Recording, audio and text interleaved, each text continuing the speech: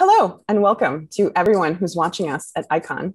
I am here with the amazing Lois McMaster of Buz'olad, and we are all very, very honored to have her here today, answering some of our questions, some of your questions.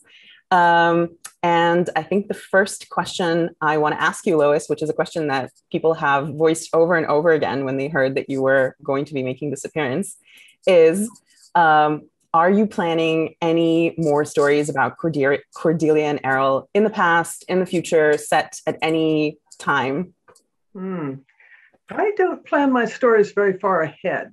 Usually it's a bunch of ideas lying around in boxes in disconnected groupings, and then some idea will drop in and they will connect and suddenly reach kind of story critical mass. So yeah, nothing is planned, nothing is ruled out. I've been pretty happy with Penric lately. So who knows? It will just depend. It's so spontaneous. Very cool. Yeah, I cannot answer that yes. Let's put it that way. Okay. Okay. Talking a little bit about the themes in your works. So a thing that even in Israel at various events that were dedicated to your work, at various lectures and things like that, people have pointed out is that your work deals with pregnancy and childbirth when a lot of SFF works, especially military science fiction, don't. So Shards of Honor, Beguilement, just to name a few examples.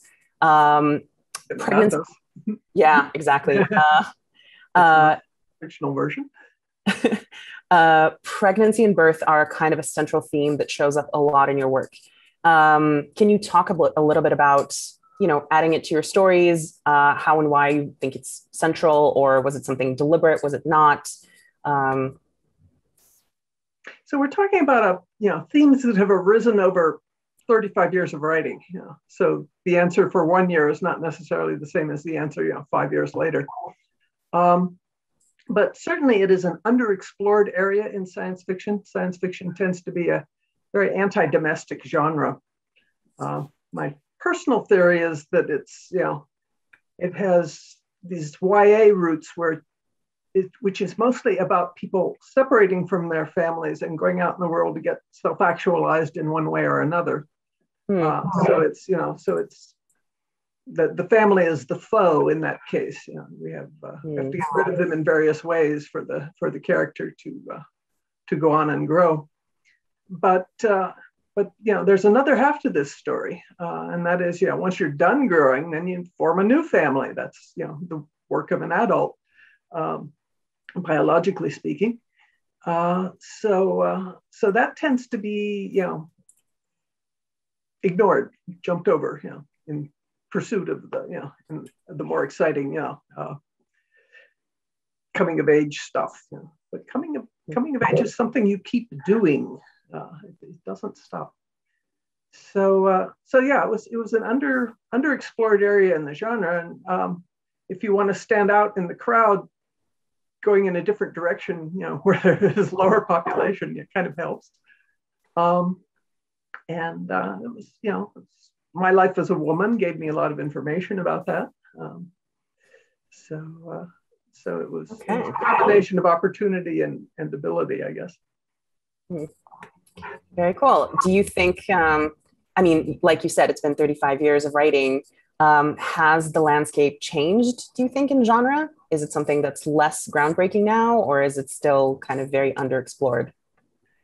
It is much less groundbreaking. It is much more explored. I like to hope that I helped make that possible. So yeah, not nearly as unique. There are more women writers now, which brings that in. So yeah, I think the genre has changed rather. We still have these conversations about, a woman writer of science fiction. The same conversation we were having 30 years ago. Get over it, people. But that's a different subject. Okay, so you have a recommended reading order on your website for your books. And in Hebrew, the books that were published, I believe, were actually according to your recommended order. So Yeah, so it was Warrior's Apprentice, and then Barriar, and then, not Warrior's Apprentice, I'm sorry, Shards of Honor, and then Barriar, and so on.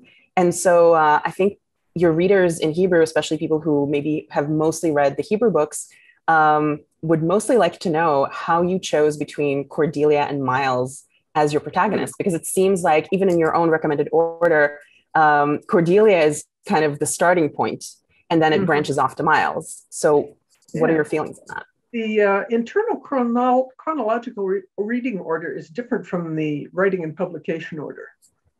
So the first novel I ever wrote was Shards of Honor. I sat down, I wanted to write a novel, and this was what I thought of. And the second one jumped forward to Miles, and the second novel I wrote was The Warrior's Apprentice. So I hadn't written Barrier yet. There was a lot of implied things about what must have happened in Barrier, but no details, supplied. And I figured, I was on to Miles, and he was an adventure character, and my publisher liked him, and that seemed to be the way to go. Actually, the third book I wrote was Ethan of Athos, because I hadn't sold any books yet, and I wanted to have a variety of things to try on the market. I set it in the same universe because if the others sold, it would have that series cachet. But it was potentially a standalone. And then we got back to, and then the fourth one was Falling Free. So it's still not Miles. And then the fifth one was Brothers in Arms, which is where I got back to him, started exploring, what must have happened here in these jumps. But the jump from Cordelia to Miles took place kind of organically. I had Cordelia and Errol hooked up by the end of that book, and she was already pregnant. We had Bathari as a character. And the first image in my head, unconnected to any of the story context for The Warrior's Apprentice, was Bathari's death on some shuttleport tarmac far from home defending Miles. And that was the seed crystal around which the whole book grew. And I had to sort of reason backward to where does this story start, that it has this disastrous middle point here, and then where does it go? So that was an exploration. And I actually didn't get back to Barrier until years later. I should probably continue to describe the origins of these. When I wrote Shards of Honor, my first novel, I didn't really know where to stop. The characters just kept talking, and life went on the next day. And I was like 6 or 8 chapters into it and realized that I was writing a different book at this point. And I sort of reasoned my way backward to a reasonable stopping point, which is the current end of Shards of Honor that you see.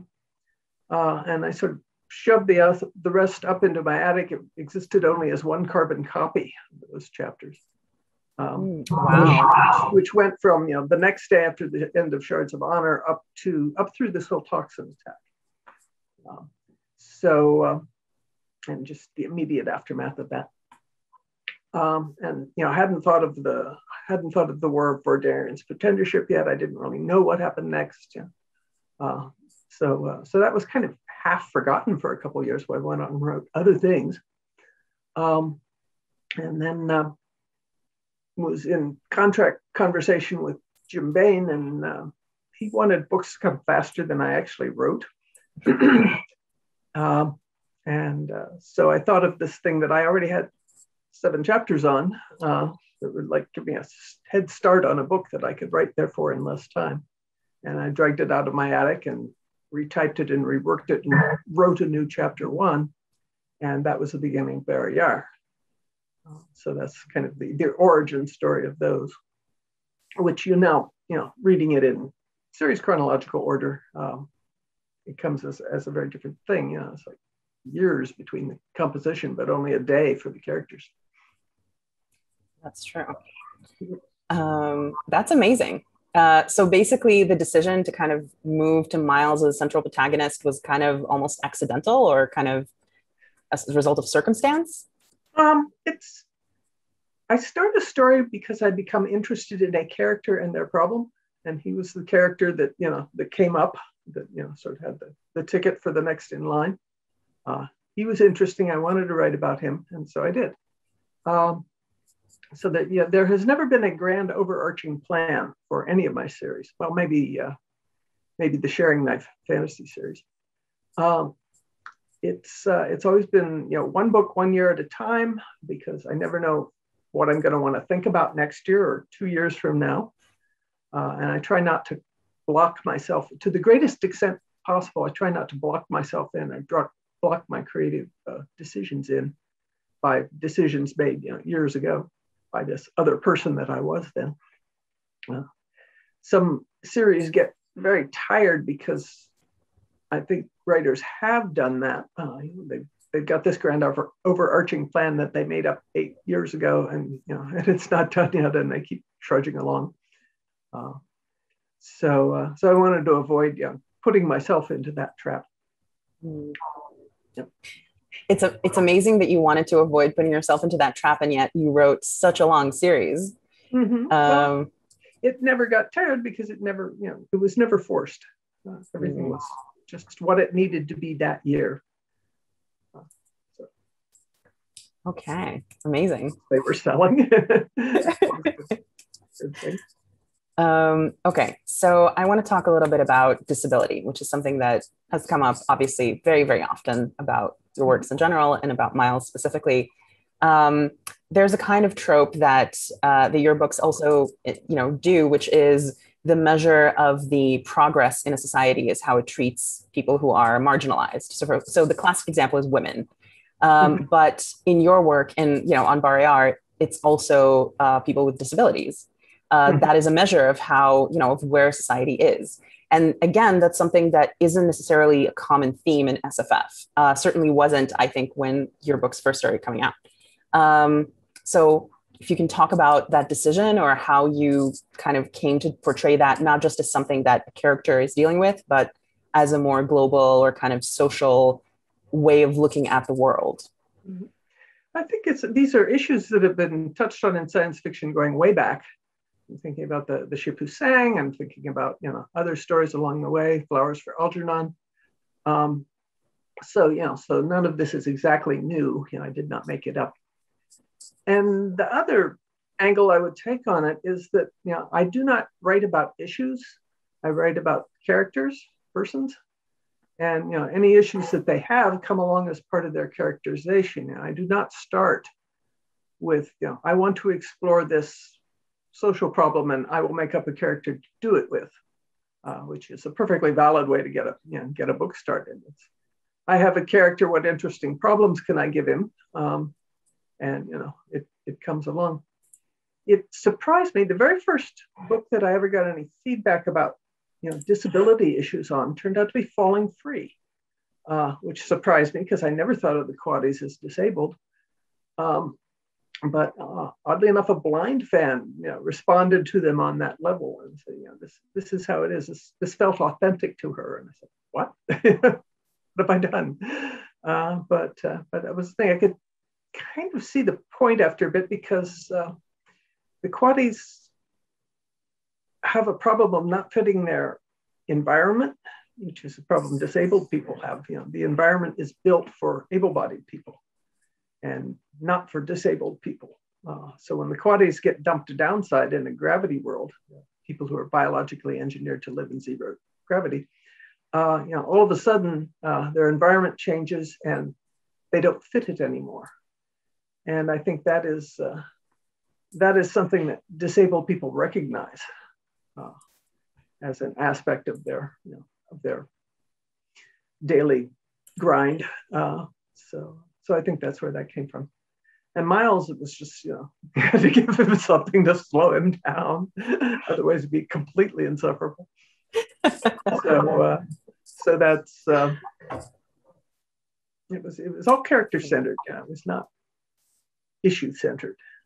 See, just come along for the ride frequently in odd ways, but they often don't fit social discourse that is taking place around them for that reason. Okay. We've been talking a lot about Miles. I know that a question that you've been asked a lot, but I still feel the need to ask is who your favorite character is of all the characters you've written. I get asked that quite a lot, and I can never answer. It's like picking among your children is the standard authorial reply to that goes. I'm always fond of whichever one I'm working on currently, or I would be working on them. So I'm enjoying Penric at the moment.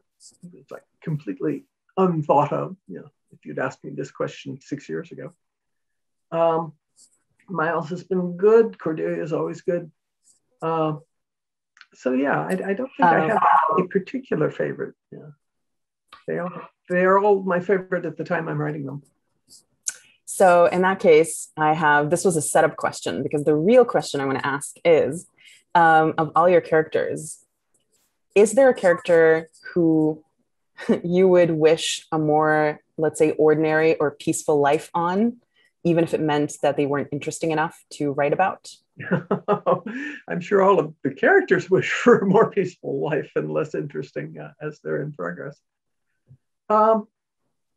Cordelia, I felt, earned her happy ending at the end of the Workosigan series with Gentleman Joel and the Red Queen. And so I not only wished her a better ending, I actually supplied it for her.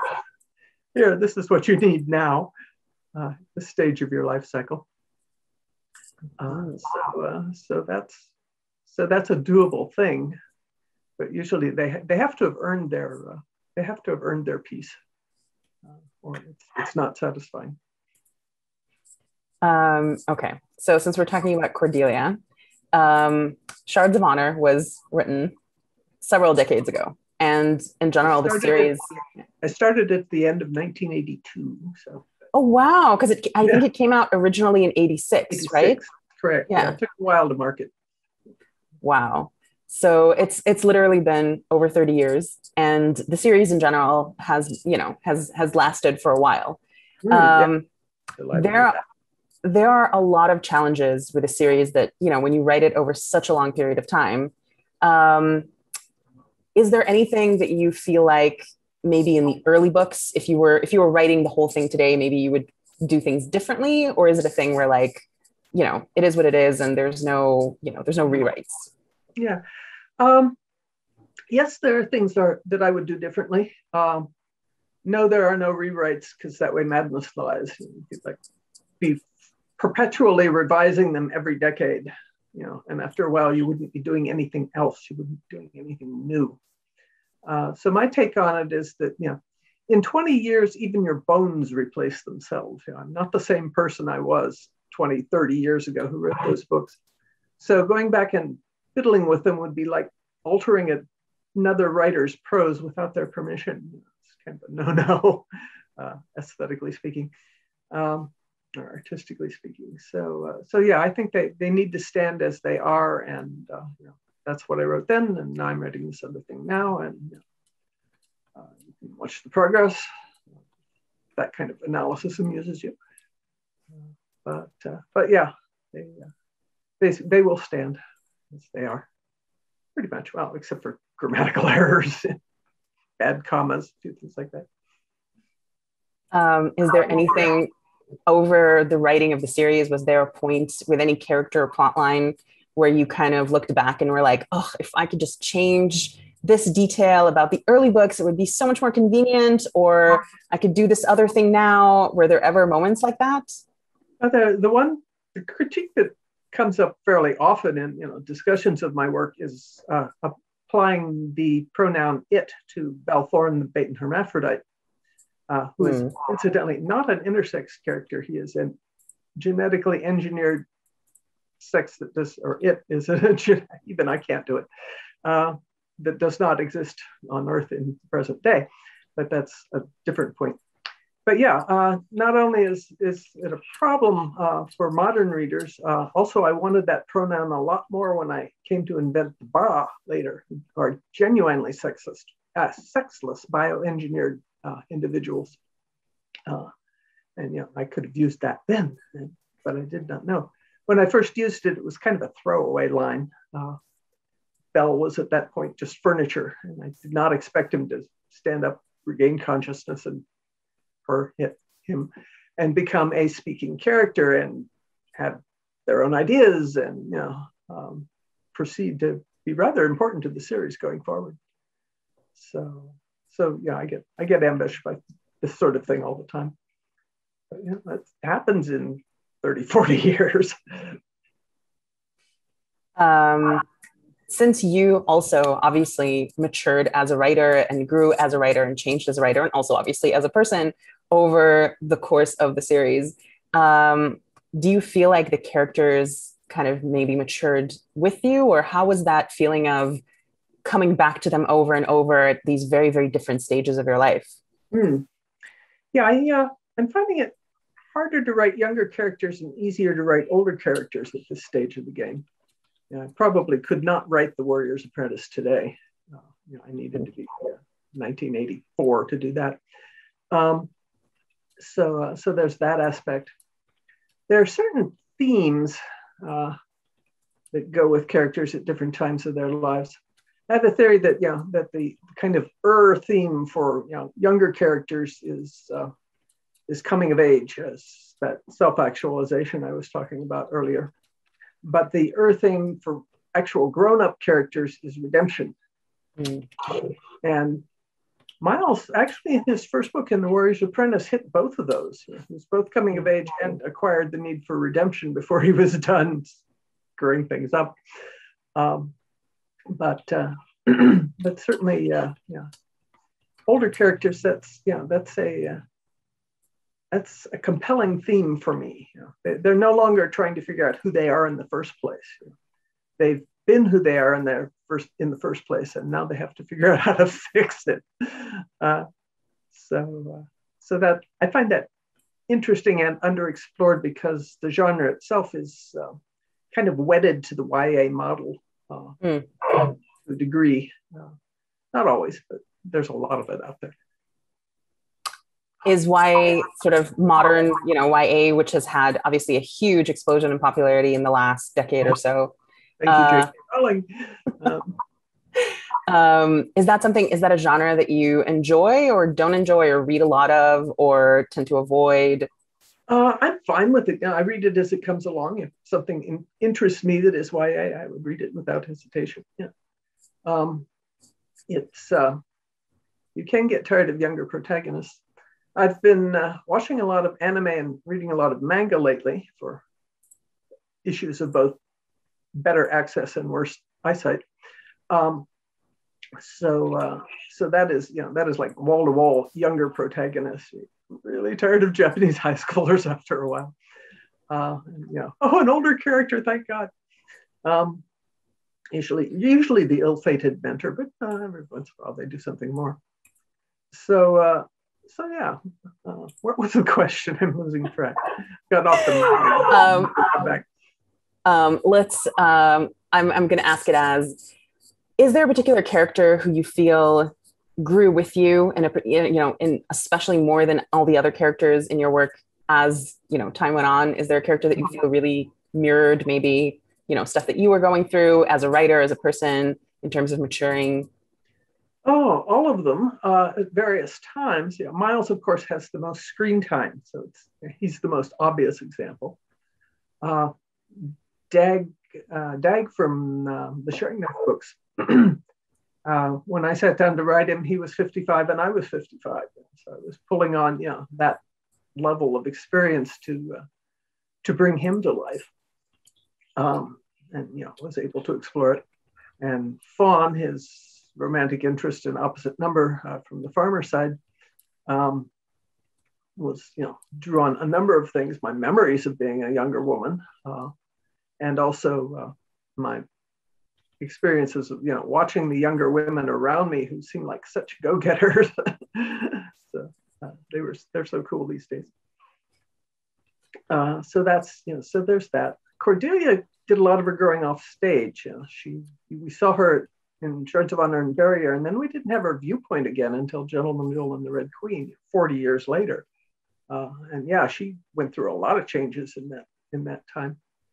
A few reviews that were kind of taken aback by this, like they expected her to still be in her mid-30s. Where is the character that I fell in love with? This is like a completely different person. Well, of course. The only way that a character could be the same after 40 years would be if they had one of those neurological disorders that don't allow you to store memory. So you're always put back to day one, Groundhog Day. So that book that Gene Wolfe wrote about the character with the memory issues. So yeah, characters need to live, grow, and change. And it's fun to explore because I'm not writing the same story all the time for them. Now there are some characters who can support more than one kind of plot or more than one plot, and others that just have that one plot and then their story is told. So that's another issue that plays into it. Okay. So I want to talk a little bit about your literary influences. Obviously today you are basically recognized as the literary influence of a lot of modern writers, and a lot of writers that are just starting out, or even writers who were starting out 10 years ago, and you are this very legendary figure in the genre. I find that very startling, by the way. But go ahead. But you are a huge influence and a cornerstone of the genre. And I was wondering what your influences were when you were starting out. My acquaintance with the genre goes back a long way. Aside from the kids' books I read in grade school, like The Wonderful Flight to the Mushroom Planet, by Eleanor Cameron, and some other things. I sort of fell into reading science fiction around age 9 or 10 because my dad, who was a professor of engineering, would go on consulting trips and buy science fiction to read on the plane and bring it home, and this fell to me. So I started out reading things like William Tenn collections and other things that he had acquired. And along about 1964 or so, I got my first subscription to Analog magazine, and that funneled me in every month, a selection of writers from the 60s who were being published in Analog, and I had access to 3 libraries. It was this was at a time when the science fiction shelf in any given library was maybe 2 shelves or maybe 1 unit. So there were 2 public libraries that I could con my mother to drive me through, and plus what was at the school library, which was less. So that was the works of the 60s that I imprinted on. Some of my favorite writers from the period, I read a lot of Poul Anderson because he was there. I'm not sure he's a top favorite. And Cordwainer Smith came along a little later, but he was amazing. He's still amazing. He's aged extremely well. Randall Garrett was good because he was funny. I think I was first attracted to science fiction as a genre because there was humor in it.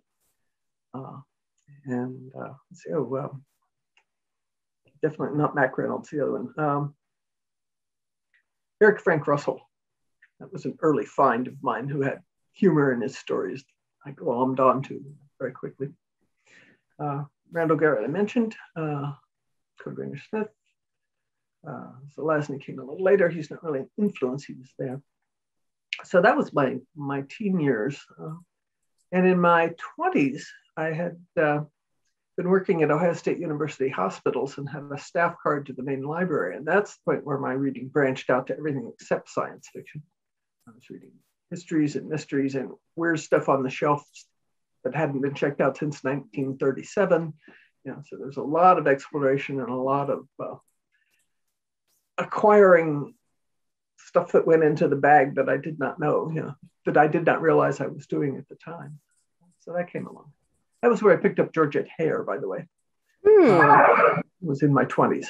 I had never read romances in my teens. So should have. I would have been more careful about dating, but that came later. Everything from romances to theology to Mark Arlstein's memoirs of exploring central China. It all went in at that point. And then in my 30s, I was stuck in a small town in Ohio with very limited everything. And that was when I actually started writing and started pulling the stuff back out of the bag and realizing, there's a lot in there I can do things with. Speaking of things in the bag that you pull out for your stories, Can you talk a little bit about your process with research, whether that's scientific research or military research, or, you know, your books tend to be to get a lot of very good reviews from people who are experts in the fields that you touch on. It's always very gratifying. You know, the biologists like my biology and the engineers like my engineering. You know, I'm writing the characters right. So how does that happen? Because that's something that writers, first of all, writers struggle with even today when there's Google and there's such a huge amount of access to information. You know, how do you do it, and how has that maybe changed for you over the course of your career? Yeah, there's two halves of it. There's the stuff that I put in the bag, you know, without intending anything particular for it, and that's a lifetime of reading and watching and, you know, travel and museums and experiences of all kinds. So, you know, everything from, you know, houseboating on the Ohio River, which informed the sharing knife, which I did in my late teens, to I don't know, you name it. Working for 10 years at a university hospital, you know, that went in, and it comes out in various ways. So that gave me a basis. And all the reading I did as a youth, you know, in the 1950s, everything was wall-to-wall World War II memoirs. And I had two older brothers, so I had a lot of that stuff. One of the first adult books I read was Tales of the South Pacific, for example. So I picked up a lot of military stuff at that phase. My best friend in high school, her dad had been a World War II bomber pilot. So she was very interested. When 12 O'Clock High came on, it was a one-year-long short-lived television series, and we watched it together. So, you know, I picked up a lot of military background at that phase, and didn't think anything about it one way or another. Of course, picked up all the science fiction genre reading. We talked about that. So that's, you know, that's the kind of the basis of, these are the things I know about. And so if I want to write a story, that's what I'm going to pull out and start with. And then the second part will be, you know, once I have focused the story down and have some idea of what I want to work on, will be research reading to get the details. You know, I had wanted to set my first fantasy novel, The Spirit Ring. I wanted to set it in Renaissance Italy. You know, so, you know, 8 or 10 books out of library and interlibrary loan about Renaissance Italy that I read and, you know, and culled ideas from that I could use. Although that actually also started with some books that I had already read. One was The Grateful Dead, which was a scholarly monograph about a folktale written by a great uncle of mine, who was a professor of English at Princeton at the turn of the last century. It was around 1907. I think it was his PhD thesis. It has that feel to it. So that came down as a family piece. I inherited a copy of De Re Metallica, which is from my dad's bookshelf, which is a book on German mining and metallurgy from the 1600s. It was originally written in Latin, but then translated by Herbert Hoover and Lou Henry Hoover, of all people. Because Hoover was a mining engineer before he became president, things you find out. And the third book that went into that was the autobiography of Benvenuto Cellini, which I had also read, you know, just for enjoyment, pleasure, interest. And yeah, so all of those went in as the basis, and then I piled up more stuff when I needed details. For Penrick's Demon, the start of the most recent novella series, you know, I decided I wanted to put it in Five Gods universe equivalent to Switzerland. So, you know, I pulled out a bunch of books about Switzerland and read, you know, the more obscure, the better, you know, and older material that has all kinds of details that you won't find in modern histories. So that's, you know, I actually do more research reading for the fantasies than I do for the science fiction. It's very odd. Now, for the uterine replicator, when I was working out the design of that at the start of Ethan of Athos, because it was like on center stage in the opening chapters, I pulled out an old anatomy textbook to check up on how fetal development and placental development actually worked, to make sure that, you know, the science was right in that one. So it varies from book to book, and there are these two different levels of it. I once attended a lecture at Icon about sort of artificial uterus and just like, birth in the future and stuff. And it featured a very long section on your books and how amazing they were. I did research that. Yeah, that was proper science fiction there. I'm rather proud of that one. Very cool. So you mentioned Penric, which is a book series. I think it's the most recent series that you're currently working on. And I wanted to ask about that because the characters in that series are they're very good people. They're people who have very few flaws, and it's generally difficult to write those kinds of characters and make it interesting and make it believable and make it relatable. So if you can talk a little bit about how you handle that and how you arrived at those characters. I've written a lot of characters with flaws. Penric is, to start with, less of a, he doesn't have an angsty backstory much at age 19, a little bit, but nothing out of the ordinary for his pre-industrial fantasy world. But I started with the idea for the Penric stories that I wanted to write about a really powerful sorcerer, and then sort of reason my way back to the younger Penric. How did he get his start in this trade in the first place? But because in the world of the five gods, you become a sorcerer by acquiring a chaos demon, which is a non-material being that lives in your body. It becomes a kind of symbiosis, dual-minded. And chaos demons pick up imprints of every sorcerer they are in and take it along to the next one, because they jump it when their mount dies, or when the sorcerer person that they're in dies, they jump to another one. So they build up layers of personalities as they go along. It's a lot of fun. So if you're the god of the chaos demons and you want your most powerful chaos demon in the world today to go to someone, you kind of want to make sure it's the longest tempered person around. So I think Penric, as far as Penric knows, his acquisition of Zeben, he eventually named Desdemona, was chance, but I think it was not. I think he was selected. Anyway, so Penric, first of all, you can give your character, other people's problems, which is mostly what Penric gets. His initial story, Penric's Demon, is all about his problem of getting this demon and having to learn how to cope.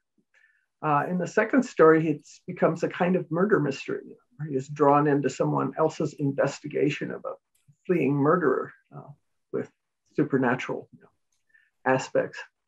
As a young divine, he's just become, I hate the word priest because it's gender specific. The word I use for trained temple people in the Five Gods universe is divine, which is gender neutral. I have no idea how it gets translated. It probably loses all that careful thought in translation, but who knows? Over 20 languages. It's so not under my control. So anyway, before I wandered off onto that, so Penric is interesting because you can give him other people's problems. So almost all the Penric stories after the first are him dealing with other people that he's trying to help. And it can be quite a challenge. There was one of the more recent ones, The Orphans of Brass Bay, and starts with him being captured by pirates and having to help two young girls. So he may have power, but they don't, and they have to be protected. And he's in a situation where he can't pull out all the stops because he has these responsibilities. So another thing that interests me is characters with responsibilities that they cannot evade, which is once again something for an older character mostly. Sure. My next question was actually going to be about Ista from Paladin of Souls, and it has a really interesting theme of sort of an older person reinventing themselves, which is not something you automatically think of as a story for an older character. Can Can you talk about the process of writing that, or why you chose that as a story? Mm-hmm. Well, it's my theme again of coming of age all over again, which turns up over and over in my work, because growing up isn't something you do once and stop. But Ista, rose out of the first novel, The Curse of Chalion, as a secondary character, an important and pivotal one, but definitely secondary. And she intrigued me. She had a disastrous backstory where she had really screwed things up. She'd been under a curse. She was thought mad, and she kind of came out the other side of this as a widow.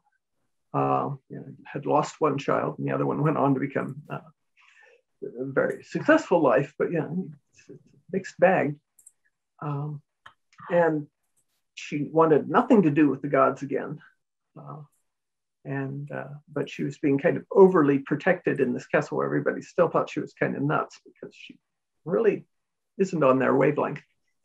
So her way of getting out of that was to work up a fake pilgrimage. They have to let me go if it's on pilgrimage, even though I'm a high-ranking woman in this medievaloid world. And that got her out and got her in position for adventures to happen to her, and for her to grow past this initial sort of closed, bitter place she was in, and into something much better. But she had to get there the hard way. The opening of Ista was kind of what that book was all about. So once again, redemption is there, this big one, big theme for her. Rather literally, because the gods are real in this universe and active and relatively benign. So that was fun to play with her. What else can I say about Ista? The other aspect of Ista is that she was the female hero's journey. One of the tropes that has kind of overrun our genre and others to excess is the hero's journey idea, which is a perfectly good idea, but shouldn't be the only fruit. And I got to thinking about that and thinking about how the female hero's journey has a different shape than the male. Because in the classical version of the hero's journey, the hero goes out, he has adventures, he is broken down and remade, and comes home as now a grown up. So it starts as a kid and ends up as a grown up in some way. Many ways you can do that. So it's a journey into empowerment as much as anything. And women's journey is a different shape because in exogamic cultures, which is most of them, the woman leaves home and she doesn't come back. She goes and makes a new home somewhere else, joins her husband's family, or creates a family elsewhere, and becomes a new nucleus for the next generation. So that's a different shape of journey and a different kind of journey than the kind that the sort of shonen action adventure character has. I wanted to explore that, and I wanted to explore that phase of a woman's life. We have the old classic trope of maid, matron, crone, and I got to thinking about this as into my 50s at that point. That with women's longer lives in modern society, which eventually effectively the average lifespan of women has doubled in the last century and a half, 45 to 90. It's like we've got a whole other life in there. And there's a whole section that kind of didn't exist when this trope was originally being made up. There's maid, matron, and then this blank stuff, and then the crone over here. So where's this in-between place that is not discussed or recognized in the classic vision of women's lives? And so that's where I wanted to place Ista. I wanted to explore that place between matron, when maid and matron is all done and crone is not yet. Where are you and what can you do? So, middle-aged women, that's what she was all about. That's really interesting. Thank you for that answer.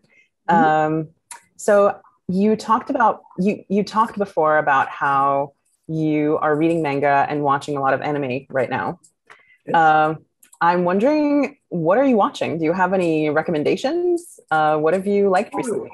Oh, well, my interest in anime goes back a long ways. I first saw glimpses of it back in the 1980s at American science fiction conventions, where it would be off in the media room, and there would be some fan who had a video cassette of some anime that they'd acquired somehow, probably bootleg, and it would be on the screen, and they'd be up there doing simultaneously translating it in person, trying to get it across to the audience. Yeah, that was anime in the 1980s.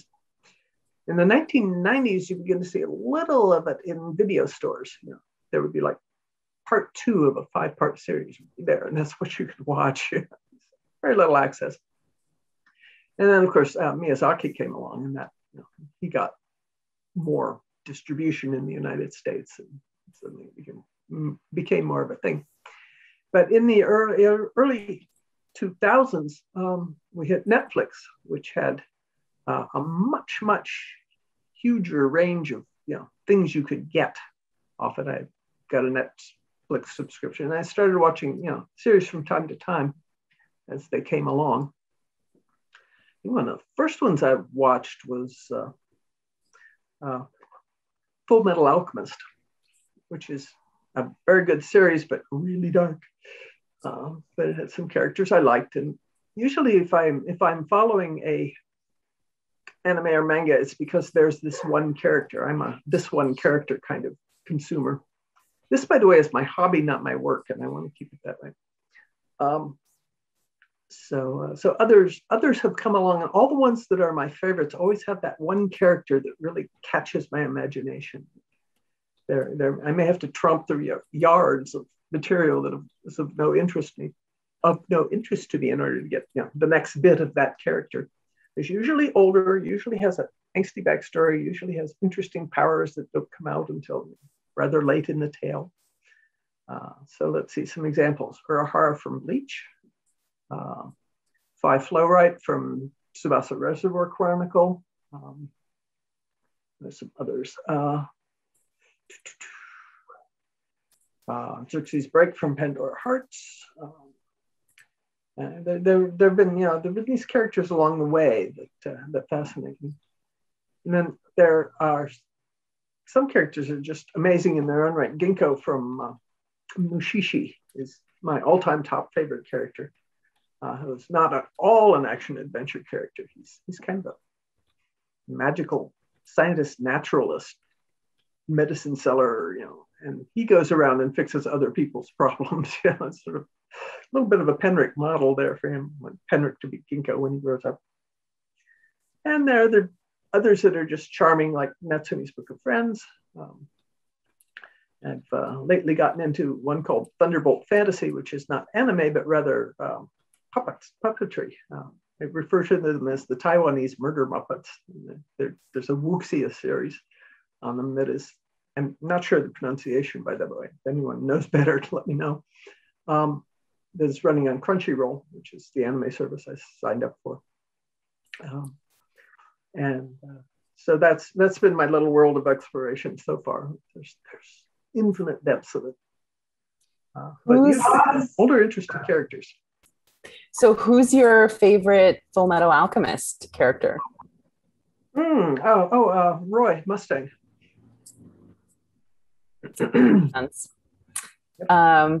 So I don't know how many people watching this know this, but as far as I know, you got your start in writing by writing Star Trek fan fiction and fanzines and Sherlock Holmes. So you were writing fan fiction kind of before the internet, when it was, printed. Mid-1960s, thank you. This is not new, and even I did not make it up. Picked up the idea from other people. Deborah Langson was publishing a fanzine called Spacanalia. Fell into my hands by some chain of friends. Oh, we can do this.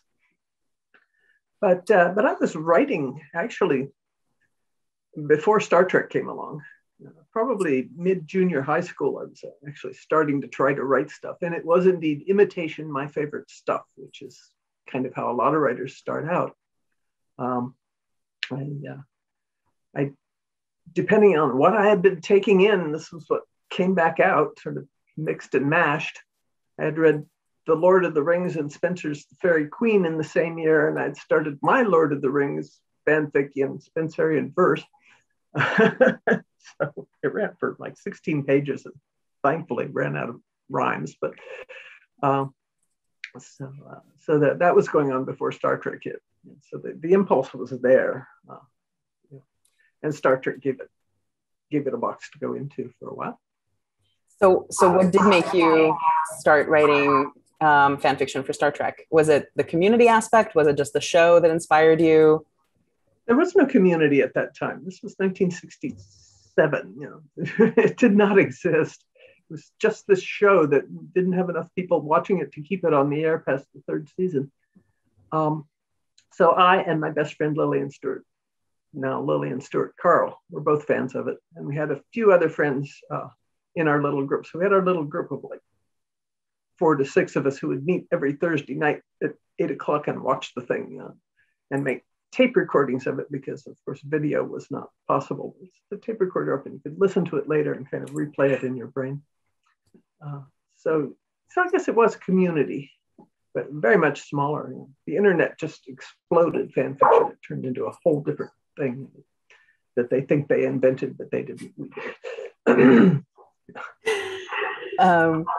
So how has it been kind of seeing, I mean, I know that you haven't written fan fiction, I think like since like those days, basically. I don't know if you have since or not, but how has it been to see kind of fan fiction, something that you thought of as something that you do with your friends, become this huge influence, even on like the modern writing world? So many authors, SFF authors now openly say that they got their start in fan fiction. Well, so many more can now. So many more do. They see the model and grab it and run.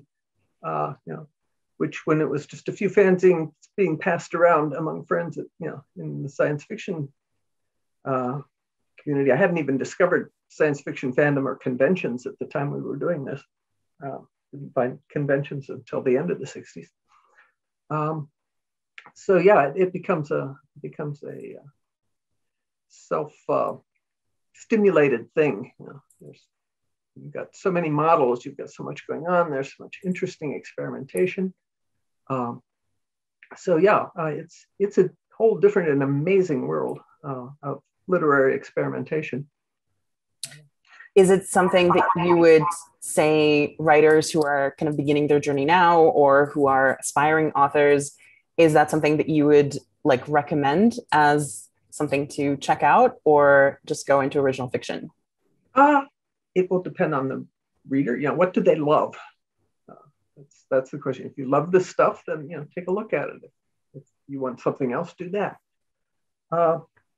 There's a hazard in writing fan fiction in that you walk in to do the thing, and you can do some amazing things with fan fiction in the way of commentary and discussion and critique of the original that you could not do in original fiction. But there are a few little hazards. When you are writing original fiction, you have to start from scratch with presenting your characters, presenting your world, and getting the readers interested in them. You have to do all that work yourself. When you walk in as a fic writer, you have an audience who already has all that. You've got the world, you've got the characters, you've got all this jumping off point. So you can go right away very quickly into the aspects of the story that interest you, but it means you've never had to build the foundation of the house yourself. And learning how to do that, if you're too accustomed to writing fan fiction, might be a challenge. I could not say. Had kind of a long gap in my own writing career between my teen work, the works I was doing in my teens and late teens, trying to be a writer. And then I sort of lost track of that for about a decade while I was working at the hospital. So when I came back to wanting to write professionally in the early 80s, I was a different person, and I had acquired lots and lots of grown-up experience. So I was no longer writing out of imitation my favorite stuff. I was pulling from my actual life experiences, other kinds of reading. So I was able, to make that step into the original, working originally by sort of leaping over the whole process. The million words of crap you're supposed to write. That was what I didn't write in my 20s. So I kind of jumped over that hazard as a writer. I never thought about there being any audience for fan fiction beyond a few friends. So. You've written quite a few romantic pairings in different versions and in different, in science fiction and fantasy and in many different works. I'm wondering if I personally know some of your fans who absolutely adore those pairings and those relationship dynamics, and they're such a huge part of your fandom, I think. Is there a particular relationship or even a particular love interest of everyone you've written who is your favorite? Not a favorite, but having a lot of them allows me to explore different kinds of relationships. Isn't all the same one. Miles, of course, has his string of romantic, call them, it would be too strong to call them failures, but let's call them practice pieces before he finally gets it right. Errol and Cordelia, we meet when they're finally getting it right, but both of them have adult lives, considerable adult lives and learning behind them that they bring to this. So we don't have to see them getting ready to be at that point where they can make that kind of connection.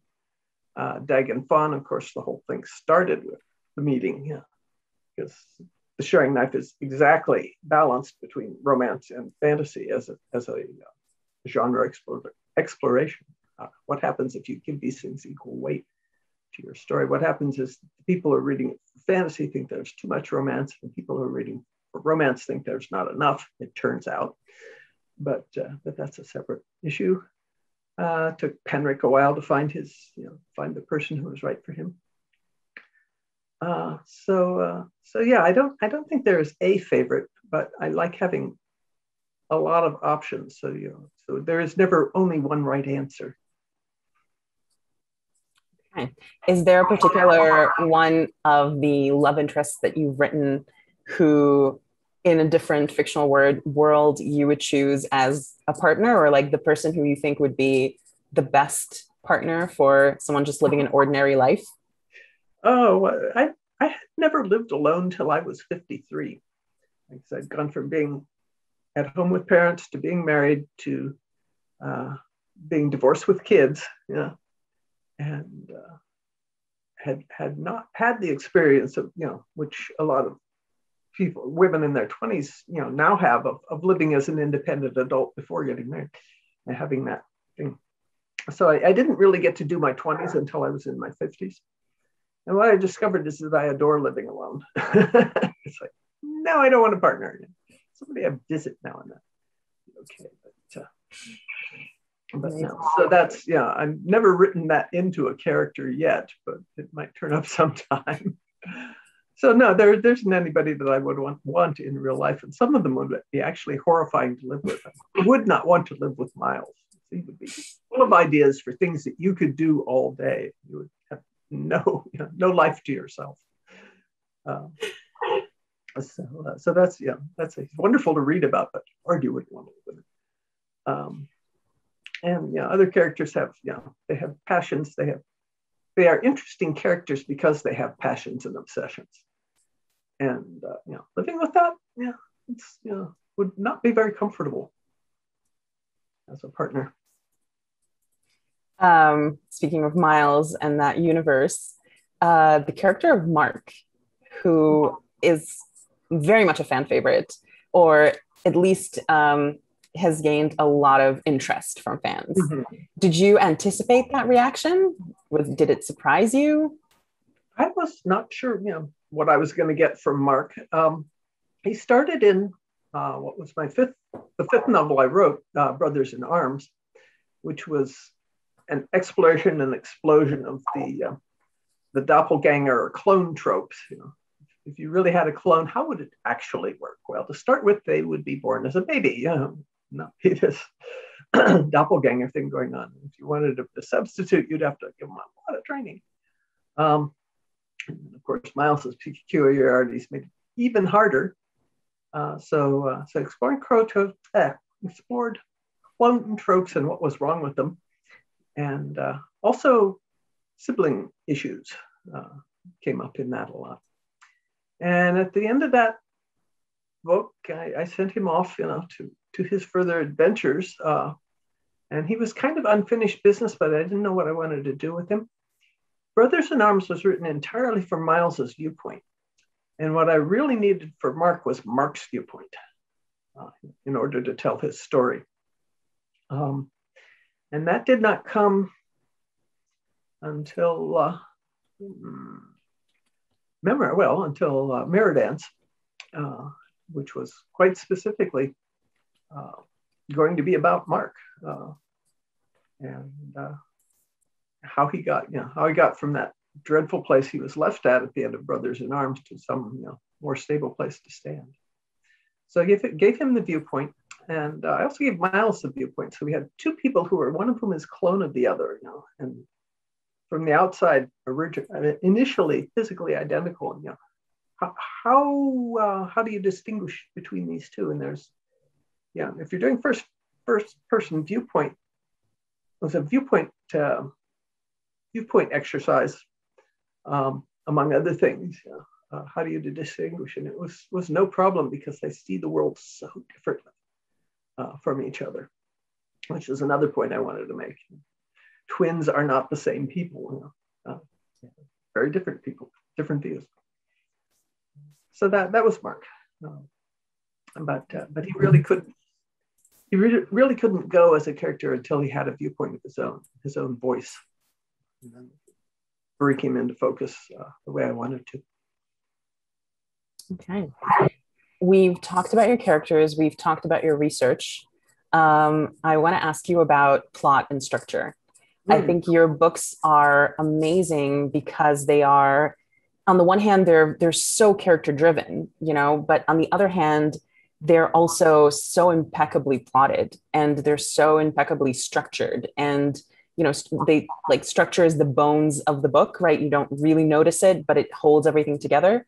Mm-hmm. And it's very rare to find stories that are both extremely character driven and are very, very plot heavy.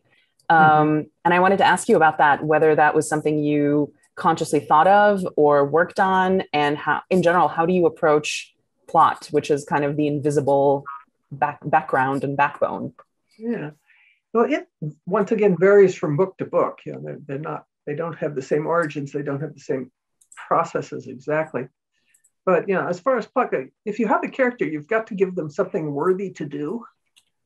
So the plot and the world building have to be right. You know, the way the male ballet dancer holding up the ballerina has to be strong and, you know what he's doing. So that's, you know, so it's important. It is important that those aspects be worthy of the characters and, you know, be up to their weight to me. As far as, you know, finding the plots, you know, of course, some of it is genre tropes, you know, remixed in the way one does. And some of it, you know, comes from commentary I want to make, such as Ista's story with the woman's hero's journey. So these things will all be sort of in conversation with the world around them on various levels. But yeah, as far as the plot goes, I don't plot it out on day one. I outline as a kind of rolling revisions thing. I will have a general idea of the story. I will pull in ideas for background and ideas for incidents and sort of collect them all in a kind of bag of notes in a 3-ring notebook in pencil, by the way, just as they occur to me. At some point, it'll hit a critical mass and I'll get an idea of where this story must start. And that will be the first scene. I'll write the first scene. And then I will sit down and sort of mentally go through it all again and say, okay, what's the second? Given the first scene, now what is the second scene? Pull things in as they go. I do a lot of pre-writing with these penciled notes, so I don't often throw away prose. It has to do with my early writing career when I had very little writing time. I was in a household with small children, and every minute of writing first draft was precious, had to be made to work. So when I sit down to write a scene, it's usually pretty solidly there. It needs to be this scene and not some other scene, because I'd already worked that out in the notes stage. And things change as they go. I come up with new ideas in chapter 5 that I would never have thought of back in chapter 1. Characters go off in different directions. New characters come in that I totally didn't anticipate, and open their mouths and turn out to have opinions. Like, oh, okay, you're here. You will shift the story in this direction. So I need to be able to flow with that as new ideas come in. I need to be able to follow the best ideas as they emerge. So that's, I don't really think too much in terms of structure in those words. And plot is just what happens next to this character that is most interesting to me. And I do pacing kind of by gut feel. I've been writing this for so long. Let's do something else, because I get impatient. I have sufficiently short attention span that keeps things turning. So it is intuition. It is a back and forth between intuition and logic. They're always playing off each other. There's some sections that you just have to logic your way through to get from here to there. What has to happen, and others just fall in on you. I was like, oh, thank you. These inspired ideas. This will work. Another thing that is true for a lot of your work, not all of it, but a lot of it, is that there tend to be a lot of very, very flawed male characters, and women tend to be amazing. Like they tend to be kind of, very strong and kind of overcome things maybe a little quicker or things like that. Is that something that was in any way conscious for you, or something you're aware of, or just something that kind of happened randomly? If you've got your main characters, they usually need to be kind of attractive. If you look at the whole range of characters, there's plenty of flawed women characters. I mean, Joan of Jocona, Caddy from Ista's book, the wife of Arhais, very flawed. So secondary characters are, have a wider range of possibilities, I think. The other thing I found of female versus male characters is that female characters are harder to do humor with, because the business of trying something and falling flat on your face and it being kind of amusing to the reader because somebody was like earned it by being arrogant or whatever. There's Miles. Doesn't seem to work as well with female characters. It's not as funny when a woman slips on a banana peel. And that's I don't know whether it's cultural or biological, but it seems to be a thing. So women are harder to do humor with as characters, at least for me. They tend to be, adventures are more serious for them because the dangers, they have a different array of dangers that can happen to them. It isn't just being killed, it's being raped and killed. It could be worse. So there's this whole thing of women's safety, which is a program that I've been running in my head every time I walk into a parking garage, that I'm aware of when I'm creating female characters. It's just, they aren't quite as much fun because they are more on edge from being women. Interesting. Can you talk a little bit about your writing routine? You mentioned it just now when you talked about how it's changed over the years. So what is your writing routine these days? Oh, these days it's pretty erratic, but kind of practiced at this point. So a lot of things that I used to have to fix that I just get right in the first place now. Sheer practice. Plus now we have spell checkers, which are treacherous but useful. So yeah, it's still, there's still lingering aspects of the way I worked it out in the 80s. I still start with penciled notes. I still start with thinking up the story. Thinking up the story and writing it down are two separate pieces for me. I don't sit down at the computer and do them both at the same time. Some writers do. I don't know how. So I will have a certain amount of notes and bring them to the computer. In the early days, I would come up with the notes and then I would write the first draft by hand, and then retype it onto the computer because I didn't have my own office or a place that I could work. I had to be in the dining room in the middle of the house, but I could copy without having to have total attention. I needed that bubble if I was going to do originally generating the words. Sort of self-hypnosis or whatever mental state you get into where words start to flow. And somewhere in the 90s, I finally got a place where I had a computer in my own room as a corner of my bedroom at the time. And I started to shift and dropped out that middle draft of handwritten and started to go straight from notes to the computer, which is still the way I do it. But the notes are getting sketchier and I'm doing more revisions and corrections on the computer and changes. So now I'm working pretty much paperless, and that's a shift for me. Finally joining the 21st century, kind of late, but getting there.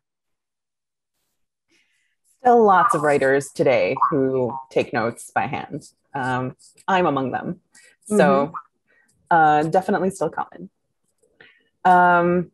You talked about anime, you talked about, just enjoying modern things and things that are coming out right now, YA. I was wondering if you have sort of recommendations for our viewers, fans, of new stuff coming out in genre, in the last few years or now or anything like that you've enjoyed and would like to recommend. I am so far behind on my genre reading, I will never catch up. Keep making more. I've only read little bits and pieces, small selections of this or that. We talked about the manga, Witch Hat Atelier is a new one that's just coming out. That's a good one. There's a few writers that I will follow. T. Kingfisher, Ben Aronovich, Megan Wayland Turner. These are names I mention frequently that are writers kind of my generation or a little younger. I'm always scratching around for the new thing that will scratch that itch that will do for me.